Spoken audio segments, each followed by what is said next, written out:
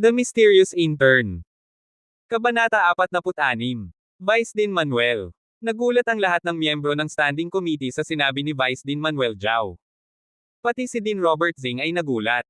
Pagkatapos ng ilang sandali, naka-recover na ang mga nasa side ni Vice Dean Manuel Jao. Gusto na nilang suyuan si Vice Dean Manuel Jao. Kahit na nasa side sila ni Vice Dean Manuel Jao, at naniniwala sila dito, ayaw nilang mag-away sina Vice Dean Manuel Jao at Dean Robert Zing. Hindi ito maganda para sa ospital. Wala kayong kailangang magsabi. Wala ng pag-asa. Pero bago pa magsalita ang mga miyembro ng Standing Committee, pinutol na sila ni Vice Dean Manuel Jao. Pagkatapos magsalita, tumayo na siya at umalis. Vice Dean Manuel. Nang makita nilang umalis si Vice Dean Manuel Jao, sumigaw sila para pigilan ito pero hindi na lumingon si Vice Dean Manuel Jao. Dean Robert, pasensya na, susuyuin ko si Vice Dean Manuel. Isang miyembro ng Standing Committee na malapit kay Vice Dean Manuel Jao ang tumayo. Nagsorry siya kay Dean Robert Zing, tapos ay tumayo at hinabol si Vice Dean Manuel Jao. Tingnan ko rin kung ano ang nangyari kay Vice Dean Manuel. Ilang miyembro ng Standing Committee na nasa side ni Vice Dean Manuel Jao ang tumayo at sumunod. Nagsorry sila kay Dean Robert Zing, tapos ay lumabas na ng meeting room. Ang sama niya. Biglang nawala ang halos kalahati ng mga miyembro ng Standing Committee. Parang sesubog na si Dean Robert Zing. Hindi na niya napigilan ang galit niya. Ang mukha niya ay halos masira na sa galit. Ang mga ugat sa noo niya ay sumabog. Sumigaw siya. Galit na galit si Dean Robert Zing. Tatanggalin lang naman niya ang isang doktor, tapos hindi siya pinakinggan ni Vice Dean Manuel Jao. Sinuwi pa siya nito. Nasira ang desisyon niyang tanggalin si Brian Ye.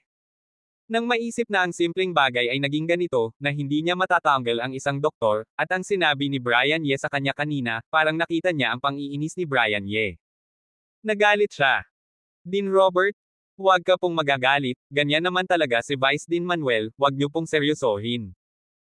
Oo nga po, Dean Robert, nagliligaw lang si Vice Dean Manuel. Hindi po sulit na magalit sa kanya. Isa lang naman pong doktor yon. Okay lang po yon. Susuportahan po namin kayo. Nang makita na galit si Dean Robert Zing, sinubukan siyang pakalmayan nina Dr. Janet Chen at ang ibang miyembro ng Standing Committee. Ang sama. Niloko ako ni Vice Dean Manuel. Mag-aaway na kami. Kinagat ni Dean Robert Zing ang ngipin niya. May galit sa mga mata niya. Hindi ba sinabi ni Vice Dean Manuel na kung gusto niyang matanggal si Brian Ye, kailangan din niyang matanggal si Vice Dean Manuel? Pagkatapos, una niyang tatanggalin si Vice Dean Manuel. Akala ba ni Vice Dean Manuel na wala siyang magagawa? Ipapakita niya kay Vice Dean Manuel ang kapangyarihan niya. Dahil mahal na mahal nito si Brian Ye, hayaan niya itong mamatay kasama si Brian Ye. Kinuyam ni Dean Robert Zing ang kamao.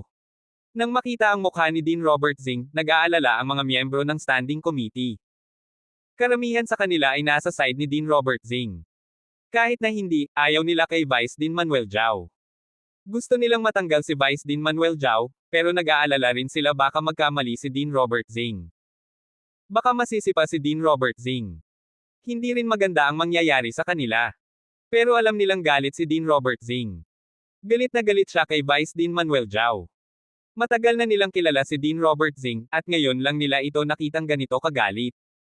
Hindi ito magandang panahon para magsalita. Hintayin na lang nilang kumalma si Dean Robert Zing. Vice Dean Manuel, nagpupumilit ka. Oo nga po, Vice Dean Manuel, nagpupumilit ka. Isa lang naman tong doktor. Kung gusto ni Dean Robert na matanggal siya, hayaan nyo na lang po. Mali naman talaga ang ginawa ng batang yon. Tama po yan, kahit na ayaw nyong matanggal ang batang yon, wag nyo na pong gawing matigas. Sa opisina ni Vice Dean Manuel Jao, galit na galit si Vice Dean Manuel Jao nang makabalik siya.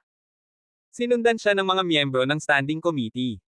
Pagkapasok pa lang nila, sinubukan na nilang suyuan si Vice Dean Manuel Jao. Kahit na sumunod sila kay Vice Dean Manuel Jao, hindi naman nila seryosohin ang ginawa nito. Marami sa kanila ang sang-ayon sa desisyon ni Dean Robert Zing. Para sa kanila, masyadong mayabang si Brian Ye. Mga kaibigan ko, matagal na ninyong kilala si Vice Dean Manuel Jao, ano ang tingin nyo sa akin? Hindi pinansin ni Vice Dean Manuel Jao ang mga sinasabi nila, tinignan niya sila ng seryoso. Kailangan pa bang sabihin yon? Alam naman naming mabait kayo, kaya kami sumama sa inyo. Nagulat ang mga miyembro ng Standing Committee. Hindi nila alam kung bakit tinanong yun ni Vice Dean Manuel Zhao, pero sinagot pa rin nila. Totoo naman ang sinabi nila. Matagal na nilang sinusuportahan si Vice Dean Manuel Zhao dahil naniniwala sila dito. Dahil naniniwala kayo sa akin, sasabihin ko sa inyo na hindi si Brian Ye ang sinasabi ni Dean Robert Zing. At hindi totoo ang sinasabi ni Dean Robert Zing. At hindi dahil sa selfishness ko kaya ko pinuprotektahan si Brian Ye. Kinukuha ko siya, pero wala naman siyang kinalaman sa akin. Pinuprotektahan ko siya dahil alam kong isa siyang magaling na doktor. Magiging isang magaling na doktor siya sa ospital. Kung hindi pa rin kayo naniniwala sa akin, pwede kayong pumunta kay Dr. Thomas Wang sa Department of Respiratory Medicine. Sigurado ako na kung malalaman ni Dr. Thomas Wang na tatanggalin si Brian Ye, magagalit siya. Seryosong paliwanag ni Vice Dean Manuel Zhao. Ang batang yun, talented nga ba? Nagulat ang mga miyembro ng standing committee. Pagkatapos isipin ang sinabi ni Vice Dean Manuel Zhao, tinignan nila si Vice Dean Manuel Zhao. Talented siya. Sasabihin ko sa inyo na kung mawawala siya sa ospital, magsisisi tayo. Tumango si Vice Dean Manuel Zhao. Sige, dahil naniniwala ka sa kanya, pag-aaralan din namin siya, pero Vice Dean Manuel, ganito mo kadiretso na kinontra si Dean Robert Zing, baka magalit ito sa inyo. Mag-ingat kayo. Nang marinig ang seryosong sinabi ni Vice Dean Manuel Zhao, at ang mataas na pagtingin nito kay Brian Ye, nagulat ang mga miyembro ng standing committee. Pero naintindihan nila si Vice Dean Manuel Zhao. Alam nilang hindi ito magsisinungaling. Kung sinabi nito, siguro nga ay may galing si Brian Ye. Tumango sila kay Vice Dean Manuel Zhao, at hindi na nagtanong pa. Pero nag-aalala sila kay Vice Dean Manuel Zhao dahil sa nangyari sa meeting kanina. Matagal na nilang kilala si Dean Robert Zing. Diretso na kinontra ni Vice Dean Manuel Zhao si Dean Robert Zing, at umalis pa ito sa meeting. Napahiya si Dean Robert Zing. Hindi ito magpapatalo. Haha, okay lang yon. Matanda na ako, marami na akong naranasan. Kung may gagawin man siya, gagawin niya. Malaking bagay na lang yon. Kung gusto niya akong tanggalin, matagal na niya itong ginagawa. Kung mangyayari man yon, mangyayari rin. Nang maniwala ang mga kasamahan niya, ngumiti si Vice Dean Manuel Zhao. Hindi niya pinansin ang mga alalahanin nila. Malinis ang konsensya niya. Natatakot ba siya? Ano ang magagawa ni Dean Robert Zing sa kanya? Ang mangyayari lang ay matatanggal siya sa posisyon.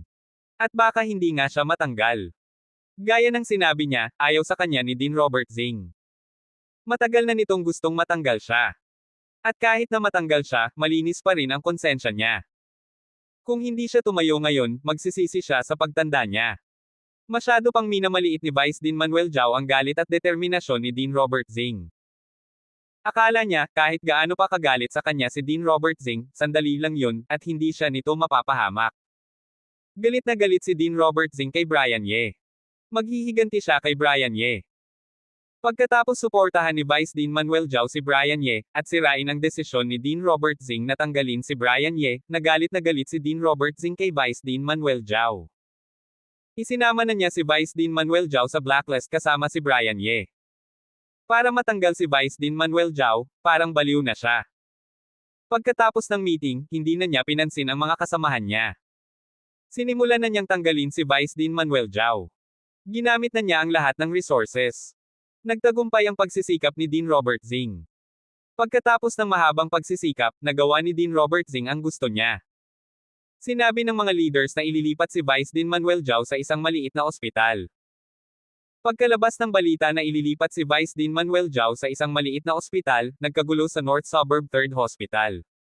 Sobrang bilis ng pangyayari. Sobrang unexpected. Matagal na si Vice Dean Manuel Zhao sa Beijing no. 3 hospital. Dati, Beijing Hospital of Traditional Chinese Medicine ang pangalan nito. Nagtrabaho na siya dito bago pa magbago ang pangalan. Mukhang mananatili si Vice Dean Manuel Zhao sa Beijing 3rd Hospital hanggang sa magretiro na siya. Pero ngayon, ililipat na siya. Mukhang hindi naman siya lugi. Pero alam ng lahat na ito ay isang demotion. Maliit lang naman ang ospital na ililipatan niya. Hindi ito maihahambing sa Beijing 3rd Hospital.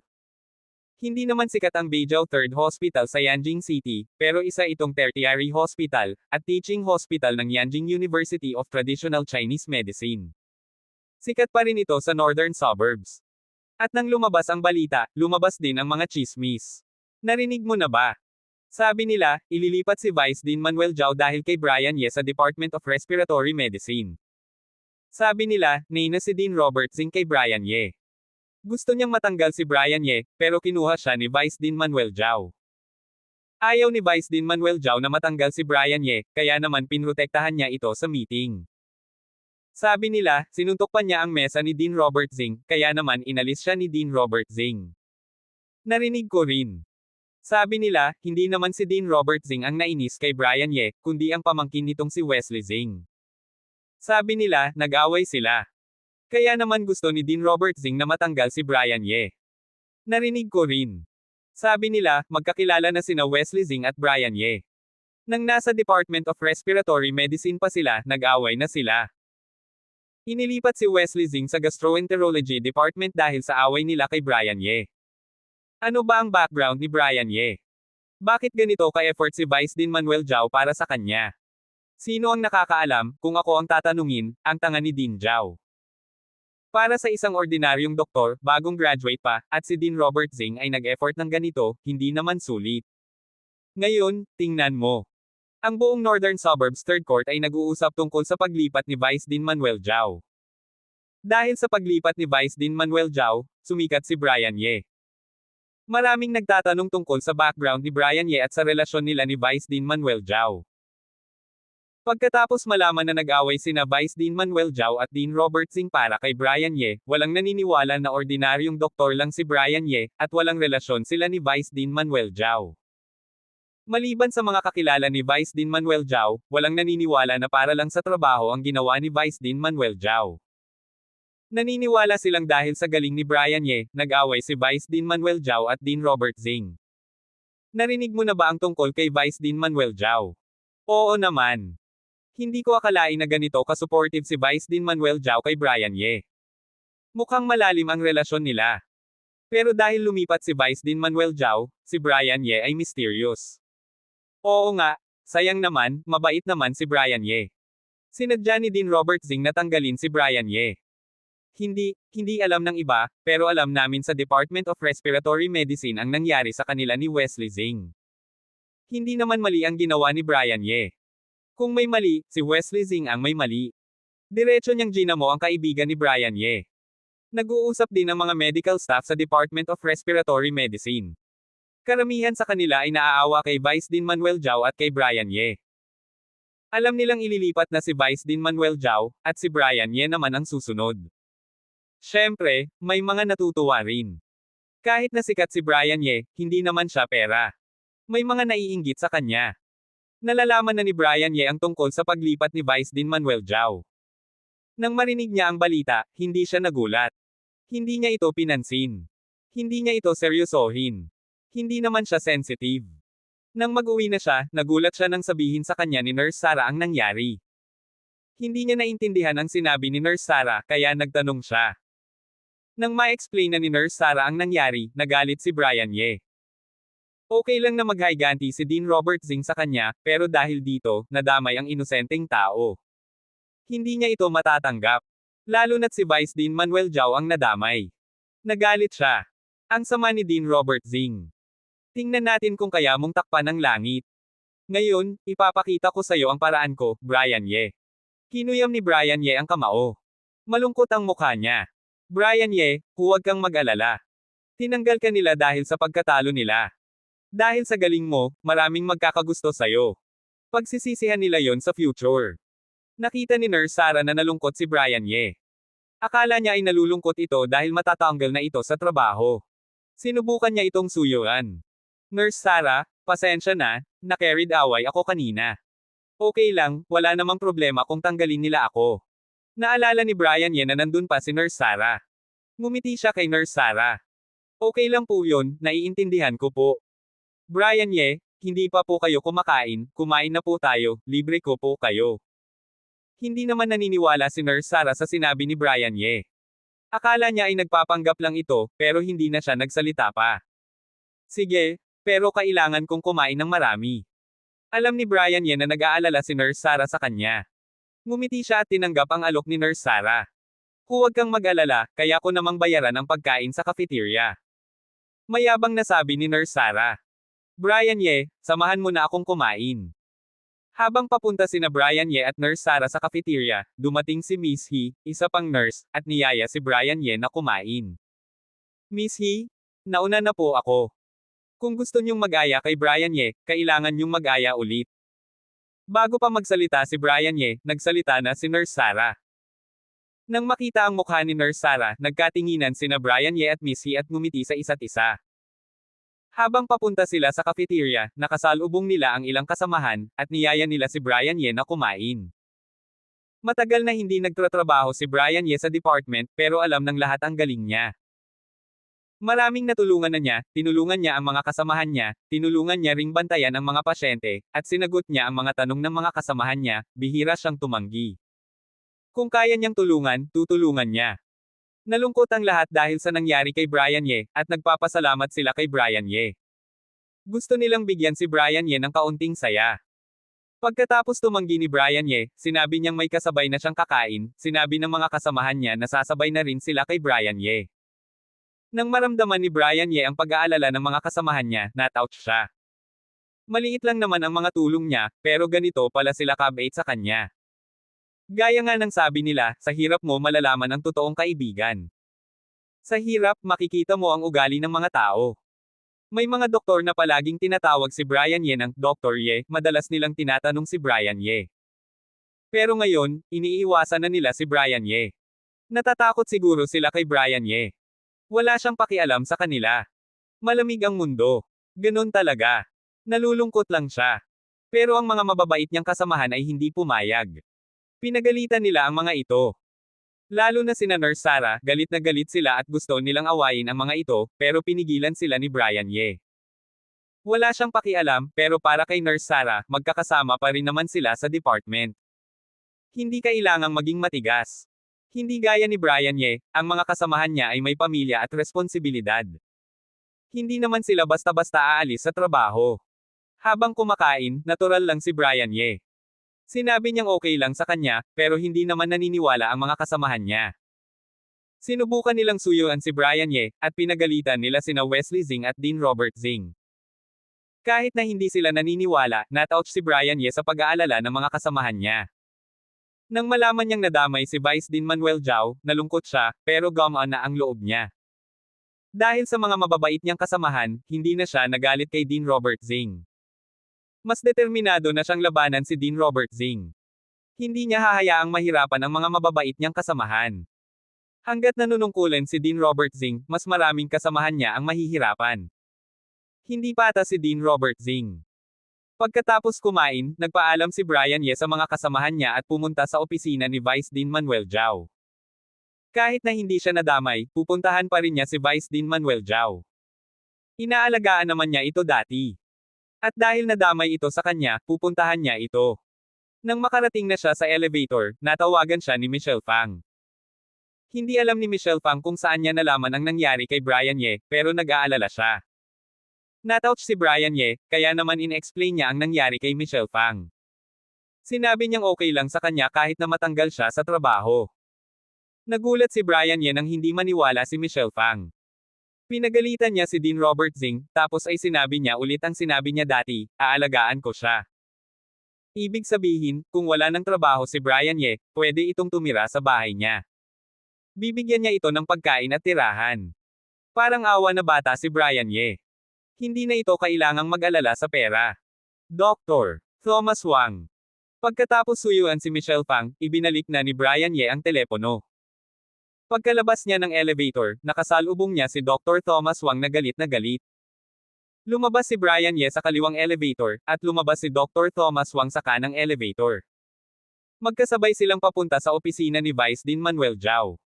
Muntik na silang magkabanggaan. Brian Ye. Hindi inaasahan ni Dr. Thomas Wang na makikita niya si Brian Ye. Nagulat siya. Dr. Thomas Wang, pupunta rin po kayo sa opisina ni Vice Dean Manuel Zhao, di ba po? Sabay na po tayong pumunta. Ngumiti si Brian Ye. Brian Ye, huwag kang mag-alala. Ang away ni Dean Robert Zing at Vice Dean Manuel Zhao ay matagal na. Hindi ito dahil sayo. Kahit wala ka, hahanap pa rin si Dean Robert Zing ng paraan para mapahamak si Vice Dean Manuel Zhao. Tumango si Dr. Thomas Wang. May pag-aalala sa mga mata niya. Dr. Thomas Wang, alam ko po. Tinignan ni Brian Ye si Dr. Thomas Wang. Nagpapasalamat siya dito. Kitang-kita niya ang galit at pag-aalala ni Dr. Thomas Wang. Pero nang makita siya, hindi siya sinisi ni Dr. Thomas Wang. Sinubukan siyang suyuan ni Dr. Thomas Wang. Not-out siya. Mabat si Dr. Thomas Wang sa kanya.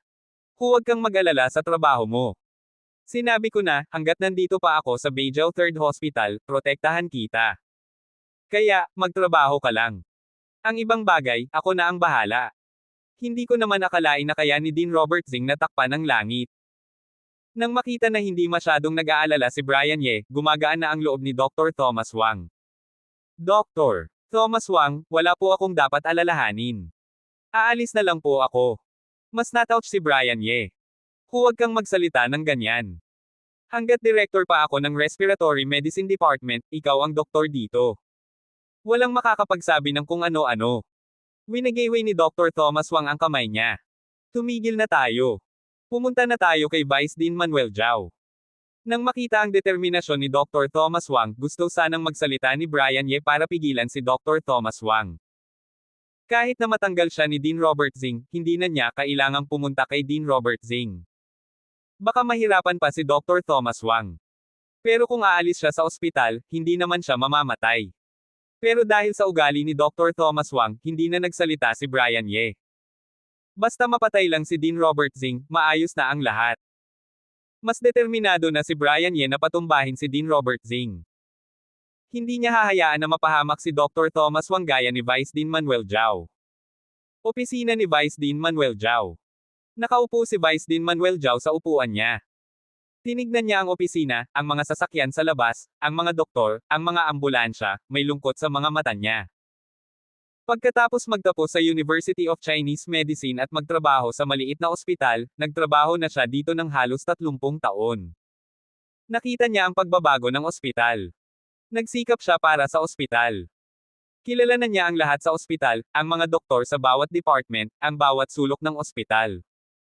Hindi niya akalain na aalis siya sa ospital isang araw. Pero ang mas nakalulungkot ay hindi ang paglipat niya, kundi ang mga kasamahan niya. Pagkatapos ma-transfer, nag-aalala ang mga kasamahan niya na ma-implicate din sila, kaya naman sinubukan nilang maging malapit kay Dean Robert Zing. Alam na nila na ililipat na si Vice Dean Manuel Zhao.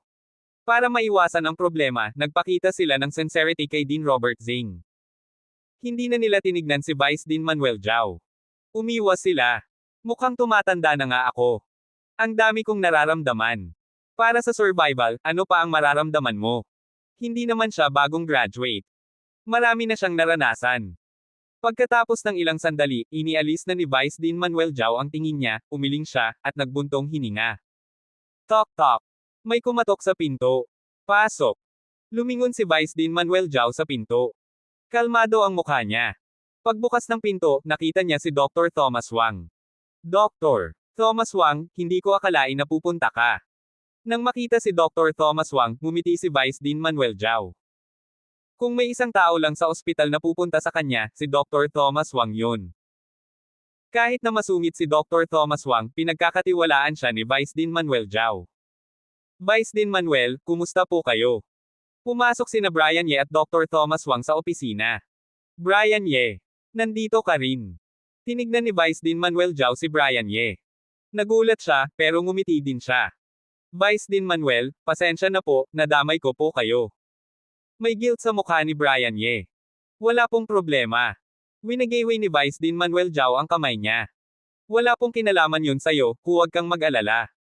Pagkasabi nun, may guilt ulit sa mukha niya, at sinabi niya, pero Brian Ye, hindi na kita kayang protektahan.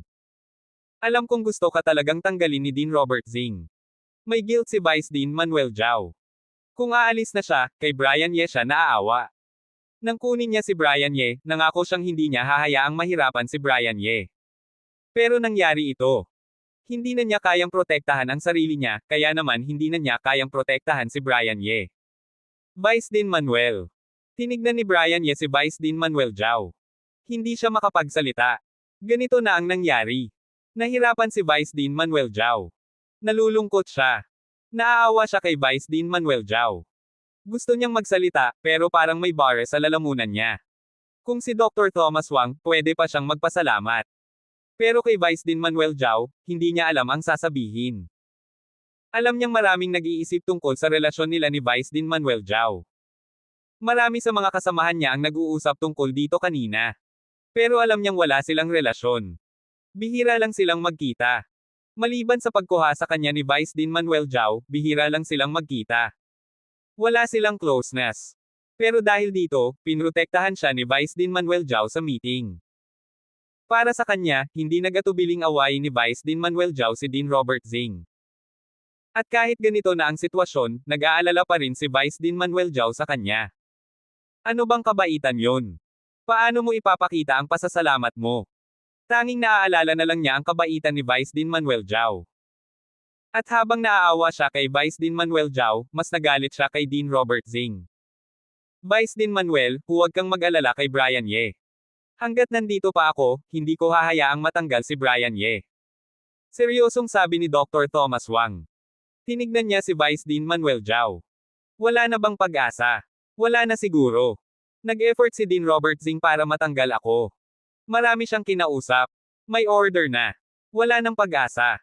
Umiling si Vice Dean Manuel Zhao. Vice President siya ng ospital. Matagal na siya sa posisyon na yon. May mga kakilala siya. Pagkatapos malaman ang gagawin ni Dean Robert Zing, nag-effort siya, pero sinabi ng mga kakilala niya na wala na silang magagawa. Desidido na ang mga leaders. Ang sama ni Dean Robert Zing. Niloko niya tayo. Ano ang gusto niyang gawin sa ospital? Galit na galit si Dr. Thomas Wang. Hinuyam niya ang kamao. Hay! Bamantong hininga si Vice Dean Manuel Zhao. May pag-aalala sa mga mata niya. Ang pinakaaalala niya ay ang ospital. Alam niya ang ugali ni Dean Robert Zing. Dati, kaya niyang pigilan si Dean Robert Zing. Pero ngayon, baka maging kay Dean Robert Zing na ang ospital. Baka maging gulo na ang ospital. Masisira ang pinaghirapan nila sa nakaraang dekada. Ano pa ang silbi ng pag-aalala? Kahit na masama si Dean Robert Zing, marunong siyang makipag-ugnayan sa iba. Sinubukan na niyang tanggalin si Dean Robert Zing, pero hindi niya nagawa. Ngayon, siya naman ang natanggal. Dati, wala siyang magagawa kay Dean Robert Zing. Ngayon, wala na rin siyang magagawa. Vice Dean Manuel, Dr. Thomas Wang, huwag po kayong mag-alala. Paparusahan ko si Dean Robert Zing. Hindi ko hahayaang manatili siya sa posisyon niya. Nang makita ang pag-aalala ni Vice Dean Manuel Zhao, nagsalita si Brian Ye. Paparusahan. Napangiti sina Vice Dean Manuel Zhao at Dr. Thomas Wang. Na-inspire sila sa sinabi ni Brian Ye. Pero hindi nila sineryoso ang sinabi ni Brian Ye. Si Vice Dean Manuel Zhao ay Vice President. May kakilala siya sa medical and health system. Wala siyang magagawa kay Dean Robert Zing. Si Brian Ye naman ay isang batang doktor. Ano ang magagawa niya kay Dean Robert Zing? Automatic na parusa. Hindi naman naniniwala sina Vice Dean Manuel Zhao at Dr. Thomas Wang sa ganyan. Naniniwala sila sa scientific materialism. Hindi sila naniniwala na may karma. Sa buhay nila, hindi pa nila nakita ang ganyan. Nakakita na sila ng mga taong niloloko at mga taong masama ang ugali. Pero hindi nila sinagot si Brian Ye. Hindi nila sinayang ang enthusiasm ni Brian Ye. Dapat lang na maging hopeful ang mga kabataan. Nakita ni Brian Ye na hindi naniniwala ang dalawa. Nalungkot siya, pero hindi na siya nagsalita pa. Kailangan na lang niyang kumilos, para mapahamak si Dean Robert Zing. Hindi, lalaban ako kay Dean Robert Zing. Pagkatapos ng katahimikan, galit na sabi ni Dr. Thomas Wang. Tumayo siya at gusto na sanang umalis. Dr. Thomas Wang, umupo ka. Sumimangot si Vice Dean Manuel Zhao. Pinigilan niya si Dr. Thomas Wang. Ano ang gagawin mo? Magiging bayani ka. Ano ang magagawa mo? Kaya mo bang labanan si Dean Robert Zing? Kahit na kaya mo, ano ang mangyayari? Pero, hindi ako makapaniwala. Tumigil si Dr. Thomas Wang. Ayaw na ayaw niya. Naiinis siya dahil niloko si Vice Dean Manuel Zhao, at si Dean Robert Zing ay masaya pa rin. Kahit na ayaw mong maniwala, kailangan mong pigilan ang sarili mo. Seryosong sabi ni Vice Dean Manuel Zhao. Dr. Thomas Wang, huwag kang gagawa ng kung ano-ano. Huwag kang magiging mayabang. At huwag kang makikialam sa problema ni Brian Ye. Hindi mo ito kaya. Masyado nang malakas si Dean Robert Zing sa ospital. Kahit na magpumilit ka, wala ring mangyayari. Madamay ka pa. Nang makita ni Vice Dean Manuel Zhao na magsasalita ulit si Dr. Thomas Wang, pinigilan na niya ito. Alam ko ang sasabihin mo. Alam ko na wala kang pakialam sa trabaho mo. Madali ka namang makakahanap ng ibang trabaho, pero kailangan ka ng ospital, kailangan ka ng Department of Respiratory Medicine, at kailangan ka ng mga pasyente. Huwag mong kalimutan, bukod sa pagiging kaibigan ko at leader ni Brian Ye, isa ka ring doktor. Huwag mong kalimutan ang original intention mo. Kahit anong gawin ng iba, kailangan nating gawin ang trabaho natin. Ito ang pinaka-importante. Malakas na narinig ni Brian Ye ang sinabi ni Vice Dean Manuel Zhao. Tinignan ni Brian Ye si Vice Dean Manuel Zhao. Seryoso ang mukha nito. Parang may tumama sa kanya. Umiyak siya. Ngayon, naintindihan na niya kung bakit maraming nagsasabi na masama ang medical system sa China, pero ang medical care sa China ay world class. Kaya nilang alagaan ang higit sa 1 bilyong tao. Dahil may mga doktor na gaya ni Vice Dean Manuel Zhao. Tumahimik si Dr. Thomas Wang. Naintindihan niya si Vice Dean Manuel Zhao. Oo, wala siyang pakialam sa posisyon niya sa North Suburb no. 3 hospital. Pero paano naman ang mga kasamahan at pasyente niya? Naalala niya ang medical oath niya. Alam na nilang aalis na si Vice Dean Manuel Zhao. Nalulungkot sina Dr. Thomas Wang at Brian Ye. Kahit na nagpapanggap si Vice Dean Manuel Zhao na okay lang, alam nilang hindi naman talaga. Nang makalabas sila sa opisina ni Vice Dean Manuel Zhao, nalulungkot sina Brian Ye at Dr. Thomas Wang. Pagkatapos iwanan si Dr. Thomas Wang, nag-leave si Brian Ye. Hindi naman nag-isip si Dr. Thomas Wang. Akala niya ay nalulungkot si Brian Ye, kaya gusto nitong mag-leave. Pinayagan niya ito. Dahil masipag si Brian Ye, pinayagan niya ito. Ang leave ni Brian Ye ay para lang magpahinga. Gaya ng dati, magtratrabaho ulit siya pagkatapos magpahinga. Nang magpaalam na sila sa elevator, nakita ni Brian Ye na nalulungkot si Dr. Thomas Wang. Alam niyang hindi pa rin niya matanggap ang nangyari. Pero hindi na siya nagsalita pa. Wala nang silbi ang pagsasalita. Nalulungkot din siya, galit din siya. Ang pinakamagandang gawin ay patumbahin si Dean Robert Zing. Vice Dean Manuel, huwag kang mag-alala, hindi kita hahayaang mahirapan. Dr. Thomas Wang, huwag kang mag-alala, hindi kita hahayaang malungkot. Maraming masasamang tao sa mundo. Maraming mababait na taong niloloko. Pero wala siyang pakialam sa iba. Pero ang nangyari sa kaibigan niya, hindi niya ito papansinin. Hindi niya hahayaang mahirapan ang mga taong nirerespeto niya. Dean Robert Zing, magbabayad ka sa ginawa mo. May galit sa mga mata ni Brian Ye. Abangan ang susunod pang mga kabanata ng The Mysterious Intern.